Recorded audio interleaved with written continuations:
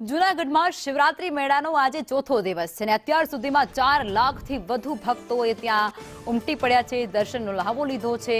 મેળામાં ભાવિકોનો પ્રવાહ અવિરત યથાવત છે, ચાલી રહ્યો છે। ભવનાથ દર્શન કરી ભાવિકોએ પુણ્યનું ભાથું બાંધ્યું છે।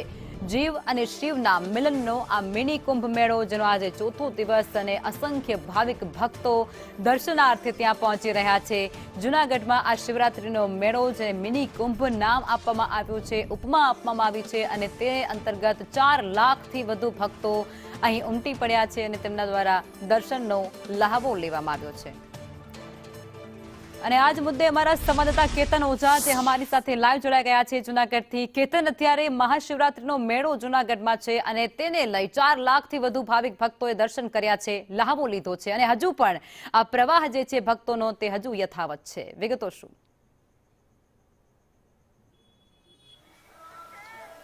ચોક્કસ લખમાં કે જે રીતે મહાશિવરાત્રિના મેળાના જે ચોથો દિવસ છે ત્યાં સુધીમાં 4 લાખથી પણ વધુ લોકો જે છે શ્રદ્ધાળુઓ ઉમટી પડ્યા છે અને માનવ મહેરામણ પણ જોઈ શકો છો આપ। મારા પર દ્રશ્યો બતાવવા માંગીશ કે જે જૂનાગઢના શિવરાત્રિના મેળામાં ભવનાથ દર્શન કરવા માટે લોકો જે છે તેનો પ્રવાહ અવિરત આવી રહ્યો છે। ખાસ કરીને ભવનાથના જે મિની કુંભ સમાન આ મહાશિવરાત્રિના મેળાનું ધ્વજારોહણ બાદ દિવ્યતા અને ભવ્યતા બનતો જાય છે। ખાસ કરીને ગિરનારમાં હર હર મહાદેવને જય ભવનાથના નાદ સાથે ગુંજી રહ્યું છે। દૂર દૂરથી સંતો રવેડી માટે આવા લાગ્યા છે અને ખાસ કરીને શાહી સ્નાન માટેની પણ તૈયારીઓ જે છે તે ચાલી રહી છે।